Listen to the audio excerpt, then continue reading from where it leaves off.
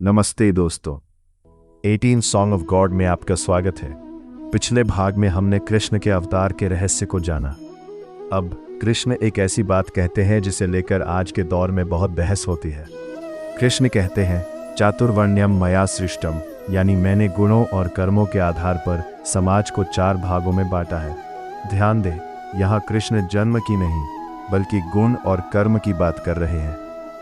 कृष्ण समझाते हैं कि हर इंसान की बनावट अलग है।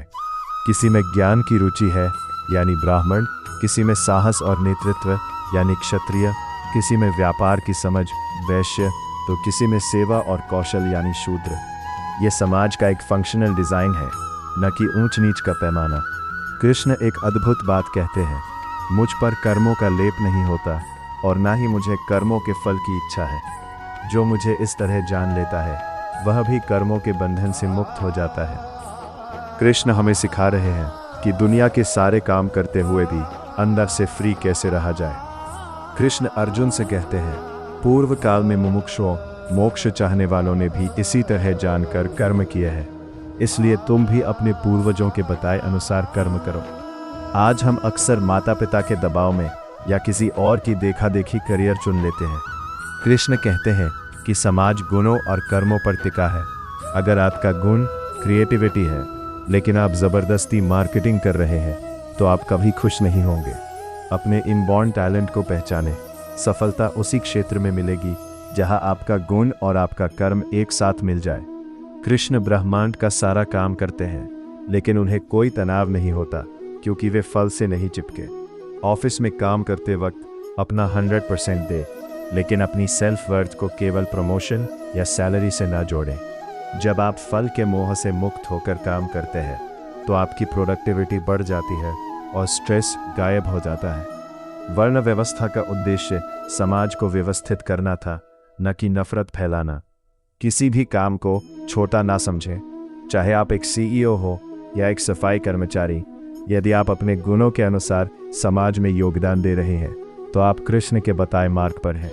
सम्मान काम का होना चाहिए, पद का नहीं। आज के स्टूडेंट्स और प्रोफेशनल्स के लिए ये सबसे बड़ी सीख है।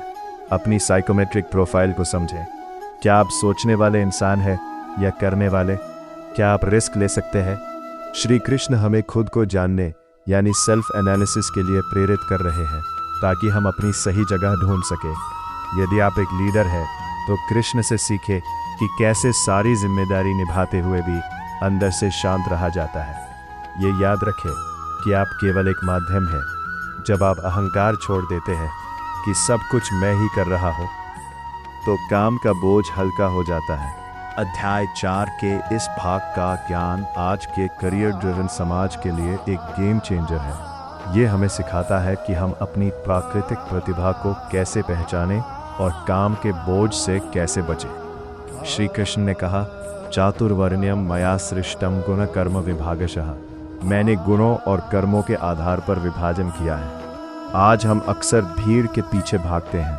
अगर सब कोडिंग कर रहे हैं तो मैं भी करूं, अगर सब बिजनेस कर रहे हैं तो मैं भी करूं, भले ही हमारा स्वभाव उसके विपरीत हो। ये ज्ञान हमें पर्सनालिटी मैपिंग सिखाता है। अपने आप से पूछें, आपके गुण इनहेरेंट स्किल्स क्या है?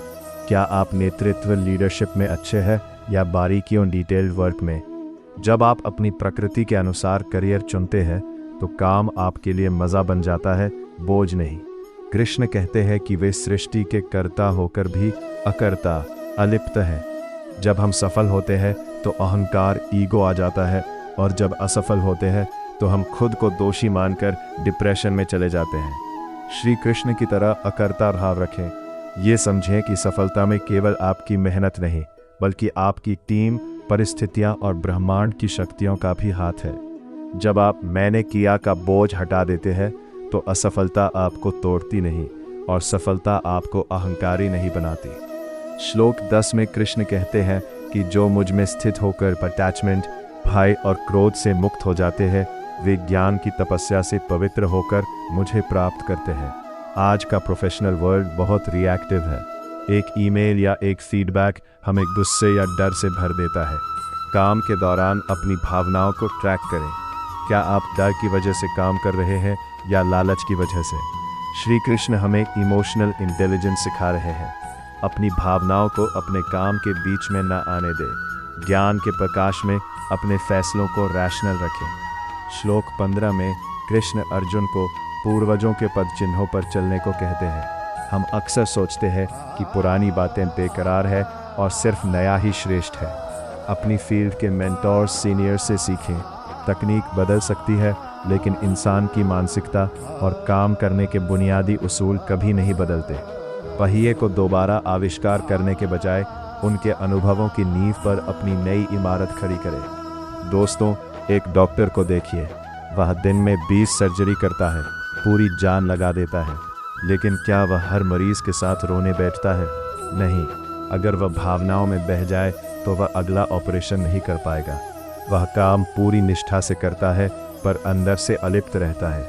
श्री कृष्ण हमें यही प्रोफेशनल डिटैचमेंट सिखा रहे हैं। अपना बेस्ट दो, पर परिणाम को अपने सिर पर मत चढ़ने दो। ये भाग आपको करियर और काम के प्रति एक बिल्कुल नया नजरिया देगा। लेकिन क्या काम करना ही सब कुछ है? कृष्ण अगले भाग में अकर्म की बात करेंगे। जानेंगे कि कैसे काम करते हुए भी आप ध्यान, मेडिटेशन की अवस्था में रह सकते हैं। मिलते हैं पार्ट 3 में।